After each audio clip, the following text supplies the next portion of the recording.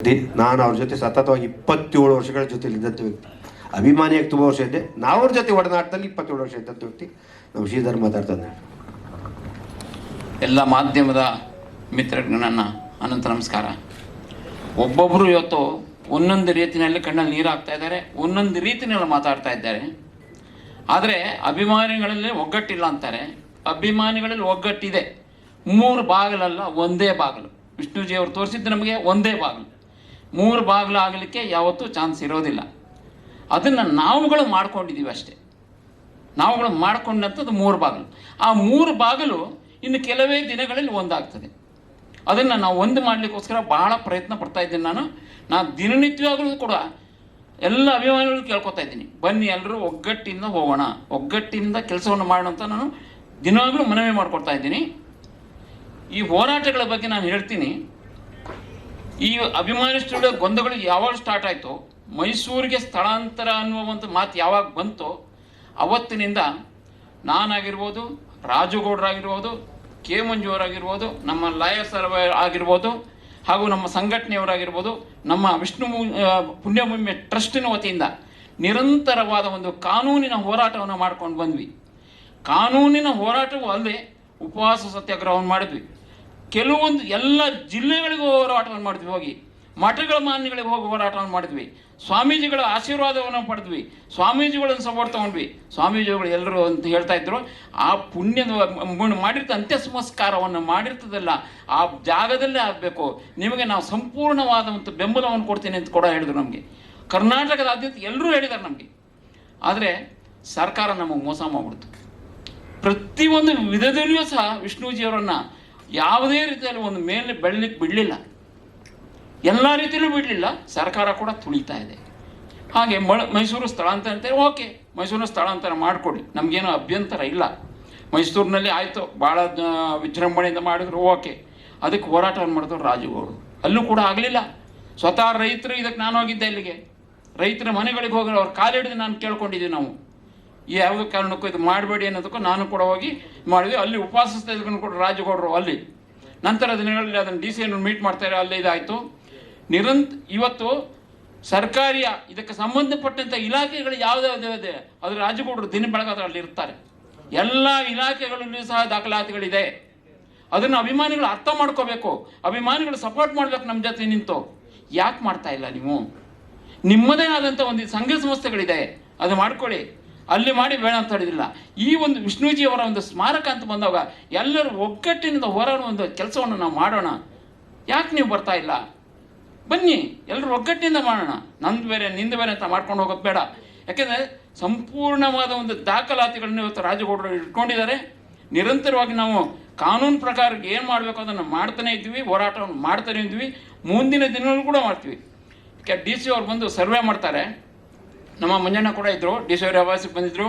ಮಾರನೇ ದಿವಸ ಹೋದ್ವಿ, ಅಲ್ಲೂ ಕೂಡ ಮಂಜಣ್ಣ ಕೂಡ ನಿಂತ್ಕೊಂಡು ಸ್ವತಃ ಡಿ ಸಿ ಅವರು ಶಂಕರವರೇ ಬಂದು ಸರ್ವೆ ಮಾಡಿ 10 ಗುಂಟೆ ಜಾಗವನ್ನು ಇದು ಮಾಡ್ತಾರೆ. ಅವ್ರು ಹೇಳಿ ಅಷ್ಟು ಕೊಡ್ಲಿಕ್ಕೆ ಆಗಲ್ಲ ಅಂತ ಅಭಿಮಾನ ಸ್ಟುಡಿಯೋದ ಕಾರ್ತಿಕ್ ಅವ್ರು ಹೇಳ್ತಾರೆ, ಇಲ್ಲ ಇಷ್ಟು ಬೇಕು ನಮಗೆ ಅಂತ ಡಿ ಸಿ ಅವ್ರು ಕೇಳ್ತಾರೆ. ಕೇಳಿಬಿಟ್ಟು ಒಂದು ಸರ್ವೆ ಮಾಡಿಬಿಟ್ಟು ಅವರೇ ಪತ್ರವನ್ನು ಬರೆದು ಕೊಡ್ತಾರೆ ಡಿ ಸಿ ಆಫೀಸ್ನಲ್ಲಿ. ಮಂಜಣ್ಣ ಕೂಡ ಜೊತೆಗೆ ಇದ್ದು ನಮ್ಮ ಜೊತೆಗೆ. ನಂತರ ದಿನಗಳು ಮಂಜಣ್ಣ ಪಾಪ ಅವರು ಕೆಲಸಗಳ ಮಾತ್ರ ದೂರ ಆದರು.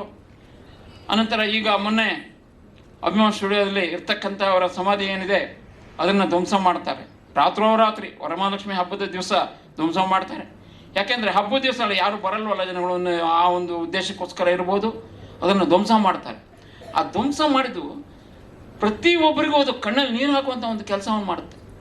ನಾನು ತಕ್ಷಣ ಗೊತ್ತಾಕ್ಷಣ ಹೋದೆ, ಅಲ್ಲಿ ನೋಡ್ತೀನಿ, ನನ್ನ ಕಣ್ಣಲ್ಲಿ ನೀರು ಬರ್ತಾ ಇದೆ. ಅವತ್ತು ಲಕ್ಷಾನುಗಟ್ಟಲೆ ಜನ ಇರಬೇಕಾದ್ರೆ ಅಂತ್ಯ ಸಂಸ್ಕಾರವನ್ನು ಮಾಡುವಂತಹ ನನಗೆ ಒಂದು ಆ ಪುಣ್ಯ ಸಿಕ್ಕಿದ್ದೆ. ನನಗೆ ನನ್ನ ಅದೃಷ್ಟ, ನನಗೆ ಯಾವ ಪುಣ್ಯನೋ ನನಗೆ ಗೊತ್ತಿಲ್ಲ. ಅವರ ತಾಯಿಯವರ ಒಂದು ಆಶೀರ್ವಾದ ಇರ್ಬೋದು, ಅವರ ಅಣ್ಣ ತಮ್ಮಂದಿರ ಒಂದು ಆಶೀರ್ವಾದ ಇರ್ಬೋದು, ಆ ಆಶೀರ್ವಾದದಿಂದ ನನಗೆ ಅದೊಂದು ಸಿಕ್ತು. ಅವರು ಆ ತಂದೆಯ ಸ್ಥಾನವನ್ನು ಕೊಟ್ಬಿಟ್ಟು ಹೋಗ್ತಾರೆ ನನಗೆ. ಅದಕ್ಕೆ ನಾನು ಚಿರಋಣಿಯಾಗಿದ್ದೇನೆ. ಯಾವುದೇ ಕಾರಣಕ್ಕೂ ಸಹ ಆ ಅಂತ್ಯ ಸಂಸ್ಕಾರವಾದಂಥ ಜಾಗವನ್ನು ನಾವು ಬಿಟ್ಕೊಡೋದಿಲ್ಲ ಅಂತ ಹೇಳಲಿಕ್ಕೆ ನಾನು ಬಯಸ್ತಾ ಇದ್ದೇನೆ. ಮಂಜಣ್ಣವ್ರದ್ದು ಇವತ್ತು ಸಿನಿಮಾ ಎಲ್ಲ ಭಾಗಗಳಲ್ಲಿಯೂ ಸಹ ಅವರು ಸಪೋರ್ಟನ್ನು ಮಾಡ್ತೀನಿ ಅಂತ ಹೇಳಿದ್ದಾರೆ ಮಂಜಣ್ಣವರು. ಅವರು ಮುಂದಿನ ದಿನಗಳಲ್ಲಿ ಎಲ್ಲೋ ಮಾಡಲಿ, ನಾವು ಸಹ ಭಾಳ ಸಂತೋಷದಿಂದ ಮಾಡ್ತೀವಿ. ಯಾವುದೇ ಕಾರಣಕ್ಕೂ ನಾವು ಬಿಟ್ಕೊಡೋದಿಲ್ಲ, ಆ ಜಾಗದಲ್ಲಿ ಆಗಬೇಕು. ಆ ಅಂತ್ಯ ಸಂಸ್ಕಾರ ಜಾಗ ಏನಿದೆ ಅದೊಂದು ದೊಡ್ಡ ಶಕ್ತಿ ಸ್ಥಳ. ಅದು ಆ ಶಕ್ತಿ ಸ್ಥಳದಲ್ಲಿಯೇ ಆಗಬೇಕು. ಇವಾಗ ಮೈಸೂರಿನಲ್ಲಿ ಮಾಡಿದ್ದಾರೆ. ಮೈಸೂರು ನನ್ನ ಎಷ್ಟೋ ಜನ ಕೇಳಿದ್ರು, ಮೈಸೂರು ಬನ್ನಿ ಅಣ್ಣ, ಹೋಗೋಣ ಇದು ಆಗ್ತಾ ಇದೆ ಇವತ್ತು ಅಂತ ಹೇಳಿದ್ರು. ನಾನು ಒಂದು ಮಾತನಾಡಿದೆ, ಇಲ್ಲ ಆಗೋರಿಗೆ ನಾನು ಅಲ್ಲಿ ಬರೋದಿಲ್ಲ ಅಂತ ಹೇಳಿದೆ. ಇಲ್ಲಿ ಯಾವತ್ತಾಗುತ್ತೋ ಅವತ್ತಿನ ದಿವಸ ನಾನು ಹೋಗ್ತೀನಿ, ರಾತ್ರಿ ಆದರೂ ಪರವಾಗಿಲ್ಲ, ಅವತ್ತಿನ ದಿವಸ ಹೋಗ್ತೀನಿ ನಾನು. ಇಲ್ಲಾಗಲಿ ಫಸ್ಟ್ ಈ ಜಾಗದಾಗ ಏನಿದೆ, ಇದೊಂದು ದೊಡ್ಡ ಶಕ್ತಿ ಸ್ಥಳ. ಯಾಕೆಂದರೆ ಭಾಳಷ್ಟು ಅಭಿಮಾನಿಗಳಿಗೆ ಅಲ್ಲಿ ಒಳ್ಳೆಯದಾಗಿದೆ, ತುಂಬ ಜನರಿಗೆ ಒಳ್ಳೆಯದಾಗಿದೆ. ಏನೇನು ಕೇಳ್ಕೊತಾರೆ ಅದಾಗಿದೆ ಅಭಿಮಾನಿಗಳಿಗೆ. ನಂತರ ಭಾಳಷ್ಟು ಜನ ಹೇಳ್ಕೊಂಡ್ರು. ಮೊನ್ನೆ ಬಂದಿದ್ದರು ಬೆಳಗಾವಿನ ಒಂದು 4 ಜನ ಮಹಿಳೆಯರು ಬಂದಿದ್ದರು. ಅವ್ರು ಹೇಳ್ತಾರೆ, ಅಣ್ಣ ನಾವಿದ್ದೀವಿ ನಿಮ್ಮ ಜೊತೆಗೆ, ಈ ಜಾಗನ ಮಾತ್ರ ಬಿಟ್ಕೊಡ್ಬೇಡಿ, ಹೋರಾಟ ಮಾಡಿ, ನಿಮಗೇನು ಬೇಕು ಸಹಾಯ ನಾವು ಮಾಡ್ತೀವಿ, ನಿಮ್ಗೆ ಹಣ ಬೇಕಾ ನಾವು ಕೊಡ್ತೀವಿ ಎಂದು ಕಣ್ಣಲ್ಲಿ ನೀರು ಹಾಕೊಂಡು ಹೇಳ್ತಾರೆ. ಯಾವುದೇ ಕಾರಣಕ್ಕೂ ಬಿಡಬೇಡಿ, ಎಲ್ಲಿ ಹೋರಾಟ ಮಾಡಬೇಕು, ನಮ್ಮ ಪ್ರಾಣ ಬೇಕಾದ್ರೂ ಕೊಡ್ತೀವಿ ಅಂತಾರೆ. ಇಂಥ ಒಂದು ಸ್ಥಿತಿಗೆ ಇವತ್ತು ಸರ್ಕಾರ ನಮ್ಮನ್ನು ತಂದಿಟ್ಟಿದೆ. ಮುಂದೆ ಸರ್ಕಾರಕ್ಕೆ ನಾವು ಎಚ್ಚರಿಕೆಯನ್ನು ಕೊಡ್ತಾ ಇದ್ದೀವಿ, ಇದಕ್ಕೆ ಯಾವುದೇ ಮಾಡಬೇಡಿ, ಈ ಥರದ್ದು ಯಾವುದು ನೋವಾಗುವಂಥ ಕೆಲಸವನ್ನು ಮಾಡಬೇಡಿ ಅಂತ ಹೇಳ್ಬಿಟ್ಟು. ಇದನ್ನು ಮಾಡ್ಬೋದಾಗಿತ್ತು, ಯಾವಾಗಲೂ ಮಾಡ್ಬೋದಾಗಿತ್ತು. 2 ಎಕರೆ ಜಮೀನನ್ನ ಅವತ್ತಿನಿಂದನೇ ಅನೌನ್ಸ್ ಮಾಡ್ತಾರೆ, ಹಣವನ್ನು ಕೂಡ ಶಾಂಕ್ಷನ್ ಮಾಡ್ತಾರೆ. ಸ್ವತಃ ಮುಖ್ಯಮಂತ್ರಿಗಳೇ ಯಡಿಯೂರಪ್ಪನವರೇ ನಿಂತ್ಕೊಂಡು ಮಾಡ್ತಾರೆ. ಅಲ್ಲಿ ಎಲ್ಲ ಕಾರ್ಯಗಳನ್ನು ಸರ್ಕಾರವೇ ನಿಂತ್ಕೊಂಡು ಮಾಡುತ್ತೆ. ಆದರೆ ಸರ್ಕಾರಕ್ಕೆ ಯಾವುದೇ ಮಾಹಿತಿ ಇಲ್ಲದೇ ಇದನ್ನು ಮಾಡುತ್ತಾ? ಮಾಡ್ಬೋದಾಗಿತ್ತಲ್ಲ ಸರ್ಕಾರ ಮನಸ್ಸು ಮಾಡಿದರೆ ಒಂದು ದಿವಸದ ಕೆಲಸ ಇದು ಎಲ್ಲ ಮಾಡ್ಬೋದು. ಮಾಡೋದಿಲ್ಲ. ಯಾಕೆ ಮಾಡೋದಿಲ್ಲ? ಅವ್ರಿಗೆ ಬೇಕಾಗಿಲ್ಲ. ಇದು ಎಲ್ಲಿ ಬೇಕೋ ಬೇಕಾದ್ರೆ ಬೇರೆಯವ್ರಿಗೆ ಮಾಡ್ತಾರೆ, ನಾವು ಮಾಡಲ್ಲ. ಯಾಕೆ ಈ ಥರ ಅನ್ಯಾಯ ಮಾಡ್ತಾ ಇದ್ದೀರಾ?